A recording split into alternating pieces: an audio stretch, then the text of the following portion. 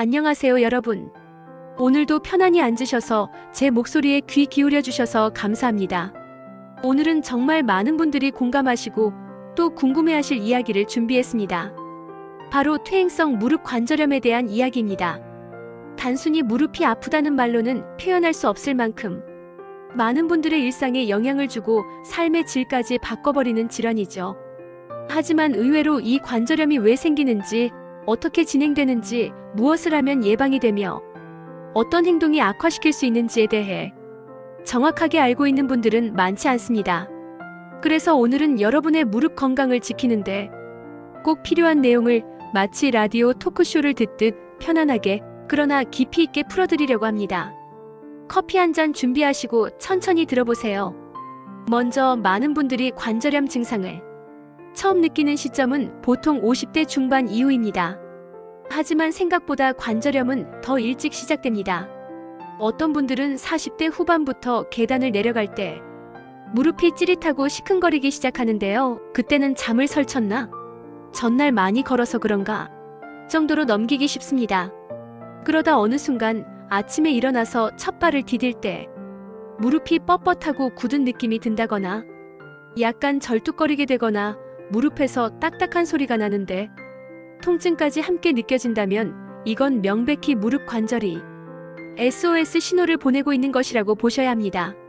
사실 무릎 관절이라는 구조를 조금 더 자세히 들여다보면 왜 이런 일이 생기는지를 쉽게 알 수 있습니다.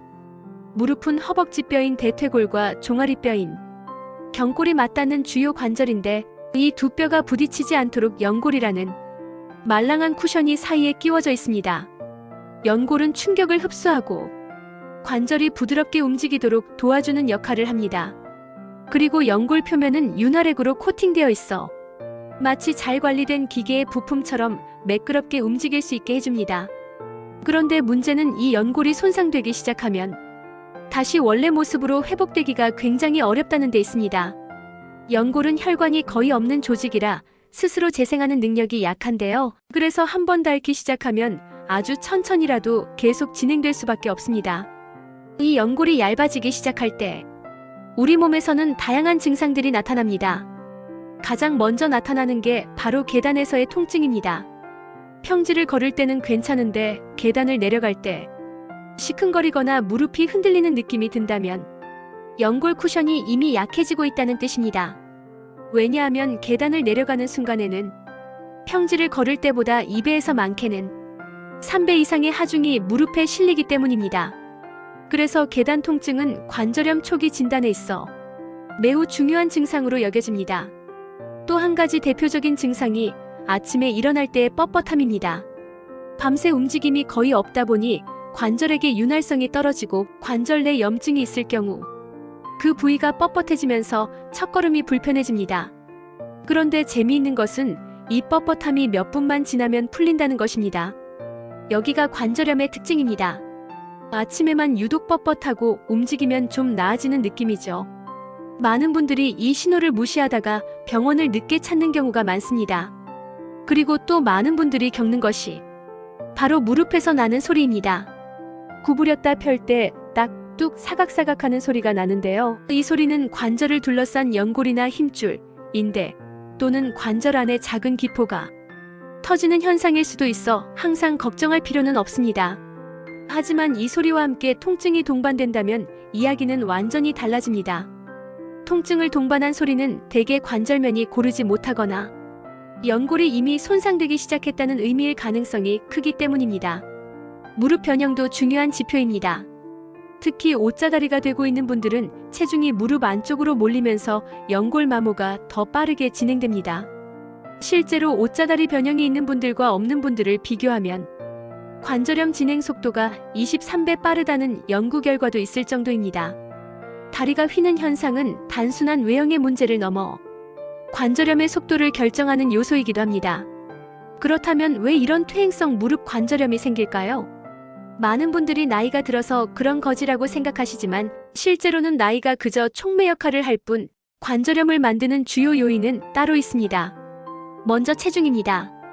체중이 단 1kg만 증가해도 무릎에는 걸을 때마다 4kg의 압력이 실립니다. 하루에 5,000보, 1만 보를 걸으신다면 무릎은 하루 동안 몇만 kg의 부담을 받고 있는 셈이죠. 실제로 체중이 많이 나가는 분들은 관절염 발병률이 정상 체중인 사람보다 4배 이상 높다는 연구도 있습니다. 또한 체중을 5%만 줄여도 무릎 통증이 평균 30% 가까이 줄었다는 보고도 있을 정도로 무릎 건강과 체중은 밀접한 연관이 있습니다. 그 다음 중요한 요인은 근력이 약해지는 것입니다. 무릎 관절을 가장 많이 지탱해주는 근육은 허벅지 앞쪽의 대퇴사두근인데 나이가 들수록 이 근육의 힘과 부피가 서서히 감소합니다. 특히 여성분들은 폐경 이후 호르몬 변화로 인해 근육량이 더 빠르게 감소하기도 합니다. 근육이 약해지면 걸을 때마다 서 있을 때마다 무릎이 흔들리고 관절이 안정적으로 지지되지 않기 때문에 연골이 더 쉽게 마모됩니다. 그래서 근력 운동이 무릎 관절염 관리에서 가장 중요한 요소 중 하나로 꼽히는 이유입니다. 생활 습관도 무릎 관절염의 중요한 원인입니다. 좌식 생활, 양반다리, 쪼그려 앉기 등은 무릎에 지속적으로 과한 압력을 주는 대표적인 자세입니다. 특히 쪼그려 앉는 자세는 무릎 관절에 체중의 78배에 달하는 부담을 줍니다. 실제로 관절 전문의들은 관절염이 진행 중인 환자에게 가장 먼저 금지시키는 동작이 바로 쪼그려 앉기입니다. 젊을 때에는 큰 문제가 없던 동작들도 나이가 들어 연골이 얇아지고 근력이 떨어지면 무릎에 큰 부담을 주는 동작이 되어버립니다. 이제 무릎 관절염의 원인을 알았다면 어떻게 관리해야 하는지가 더 궁금하실 텐데요. 관절염은 이미 진행된 연골을 완전히 되돌릴 수는 없지만 진행 속도를 늦추고 통증을 크게 줄일 수는 있습니다. 그 핵심은 바로 생활 습관입니다. 우선 매일 1012분 정도의 스트레칭은 관절 주변 근육을 부드럽게 풀어주고 무릎에 가해지는 압력을 감소시키는데 큰 도움이 됩니다. 허벅지 앞쪽과 뒤쪽을 충분히 늘려주고 종아리와 햄스트링까지 스트레칭을 해주는 것이 좋습니다. 스트레칭을 꾸준히 하면 관절의 유연성이 증가하고 무릎이 붓거나 굳는 현상이 줄어드는 것을 실제로 느낄 수 있습니다. 근력 운동도 필수인데요. 무거운 운동이나 헬스장 기구를 사용하지 않아도 됩니다. 의자에서 천천히 앉았다 일어나는 동작만 해도 대퇴사두근이 강화되고 무릎이 훨씬 안정적으로 지지됩니다. 하루 10회, 20회 정도만 꾸준히 해도 2주 후부터 무릎이 부드러워지고 통증이 줄어드는 것을 느낄 수 있습니다. 걷기 역시 중요한데 많은 분들이 걷기 자체가 무릎에 나쁜 것 아니냐고 오해하시지만 사실 문제는 걷는 시간보다 걷는 방식입니다. 너무 빠르게 걷거나 보폭을 지나치게 크게 하거나 발 뒤꿈치를 세게 찍으며 걷는 습관은 무릎에 부담을 줍니다. 그래서 보폭을 줄이고 발을 부드럽게 디디며 걷는 저충격 걷기가 관절염에 더 적합합니다. 그 외에도 체중을 35%만 감량해도 관절염 개선에 큰 도움이 됩니다. 70kg인 분이라면 단 23kg만 줄여도 걸을 때 무릎이 받는 부담이 크게 줄어듭니다. 이런 변화가 일상생활에서는 아주 작은 변화처럼 느껴질 수 있지만 무릎은 즉각적인 변화를 느낄 만큼 민감합니다. 하지만 생활 습관만으로도 해결되지 않는 통증이 있습니다. 이때는 치료를 병행해야 하는데요. 무릎 관절염 치료 이야기를 하다 보면 많은 분들께서 도대체 뭐부터 해야 돼? 라는 질문을 굉장히 많이 하십니다. 무릎이 아프다고 해서 모두 동일한 치료를 받는 건 아니고 어떤 사람은 약만 먹고 좋아지기도 하고 어떤 사람은 주사 치료를 여러 번 받아야 하기도 하고 또 어떤 분은 결국 수술까지 고려해야 할 때가 오는데요. 이 차이는 단순히 통증의 세기 때문만이 아니라 무릎 안에서 어떤 일이 벌어지고 있는지가 각자 다르기 때문입니다. 그래서 오늘은 무릎 관절염 치료의 큰 줄기들, 약물, 주사, 물리치료, 수술이 어떻게 흘러가는지 그리고 어떤 상황에서 어떤 접근을 해야 하는지를 자연스럽고 편안하게 이어서 설명드리겠습니다. 듣다 보면 어떤 것이 나에게 필요한 치료인지 스스로 감이 잡히실 거예요. 무릎에 염증이 생기고 통증이 시작되면 사람들이 가장 먼저 하게 되는 치료는 아무래도 약입니다. 약은 몸이 보내는 통증 신호를 즉시 가라앉히는 역할을 하죠. 특히 소염진통제는 염증을 줄여 통증을 완화하는데 아주 빠르게 작용하기 때문에 관절염이 시작되는 초기 단계에서는 이만큼 효과적인 방법도 흔치 않습니다. 단 몇 시간만 지나도 좀 낫네라는 느낌을 받을 만큼 즉각적이죠. 이 약들은 무릎 안의 염증을 조절해보기와 열감을 잡아주고 활동이 다시 가능하도록 돕는 관리의 첫 단추라고 할 수 있습니다. 다만 이런 약물들은 근본적인 관절 구조 자체를 바꾸거나 연골을 복원시키는 기능은 없기 때문에 증상이 잦아지거나 오래 지속된다면 약만으로는 부족해지게 됩니다. 약물과 함께 많은 분들이 관심 갖는 것이 관절 영양제입니다. 글루코사민, 콘드로이틴, MSM, 히알루론산 등을 복용하는데 흔히 먹으면 연골이 다시 생겨난다는 오해도 많이 하세요. 실제로는 이런 영양제들이 연골을 재건하는 힘을 갖고 있다기보다 관절의 질을 조금 개선하고 관절 움직임을 부드럽게 해주는 보조적인 역할을 한다고 보시면 맞습니다. 그래서 관절의 마찰을 줄여주는 데 도움은 주지만 마모된 연골을 근본적으로 되돌려 놓는 치료는 아니라는 점을 기억하는 게 중요합니다. 이런 이유로 약물 치료는 초기 관절염에서 통증을 조절하고 일상 기능을 유지하게 만드는 첫 단계라고 이해하는 것이 가장 정확합니다. 그런데 약만으로 통증이 잘 잡히지 않거나 무릎이 붓고 열감이 있고 움직일 때마다 걸리는 느낌이 심할 때는 조금 다른 접근이 필요합니다. 바로 무릎 안쪽에 직접 작용하는 주사 치료입니다. 주사는 말 그대로 관절 내부에 직접 치료 물질을 넣어주는 방식이기 때문에 약보다 즉각적이고 강한 효과를 기대할 수 있습니다. 하지만 이 주사도 종류에 따라 성격이 완전히 다르기 때문에 어떤 상황에서 어떤 주사를 선택하는지가 매우 중요합니다. 우리가 흔히 이야기하는 스테로이드 주사는 염증을 아주 빠르게 잡아주는 강력한 치료입니다. 무릎이 아파서 밤에 잠을 못 자거나 갑자기 붓고 움직일 때마다 통증이 심해진 경우에는 단 한 번의 주사만으로도 통증이 절반 정도 줄어드는 경우가 많습니다. 하지만 스테로이드 주사는 반복적으로 사용할 경우 연골 손상 가능성이 있다는 이야기가 있어 보통 특별히 필요할 때만 제한적으로 사용하는 치료입니다. 경제적이면서 효과는 빠르지만 남용하면 오히려 관절을 망가뜨릴 위험이 있기 때문에 급한 불을 끄는 데 사용하는 응급성 치료라고 생각하시면 됩니다. 윤활액 주사라고 부르는 히알루론산 주사는 성격이 완전히 다릅니다. 이 주사는 관절 안의 마찰을 줄이고 무릎 움직임을 부드럽게 만들어주는 역할을 합니다. 흔히 자동차 엔진 오일을 교체하는 것에 비유하는 이유가 바로 이 때문입니다. 이 주사는 효과가 서서히 나타나지만 그 대신 36개월 동안 지속되며 관절염 23단계 환자들에게 특히 큰 도움이 됩니다.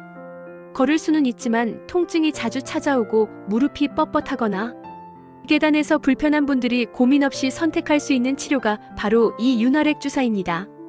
그리고 최근에는 PDRN 주사나 프롤로테라피처럼 인대 강화 또는 재생을 돕는 주사도 사용됩니다. 이런 주사들은 스테로이드처럼 빠른 통증 완화는 아니지만 관절의 안정성과 조직 회복을 바탕으로 장기적인 개선을 돕습니다. 무릎이 휘거나 관절이 흔들리는 느낌이 드는 분들, 즉 관절 안정성이 떨어져 통증이 생기는 경우에 특히 효과가 좋습니다. 그래서 전문가들은 이 주사들을 단기 완화보다는 구조적 개선을 노리는 근본 접근형 치료라고 설명합니다. 약과 주사를 지나면서 많은 분들이 가장 간과하는 치료가 있습니다. 바로 물리치료입니다. 많은 분들이 물리치료를 부차적인 치료로 생각하지만 사실 무릎 관절염 치료의 가장 큰 축은 물리치료라고 해도 과언이 아닙니다. 이유는 분명합니다.